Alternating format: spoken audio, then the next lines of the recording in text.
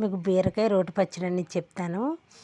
Oil అనేది వేడెక్కిన తర్వాత ఒక స్పూను శనగపప్పు, ఒక స్పూను మినపప్పు వేసి అందులోనే ఒక 5-6 పచ్చిమిర్చి వేసి ఎర్రగా వేగనివ్వాలి. వేగినవన్నీ పక్కన పెట్టుకోవాలి.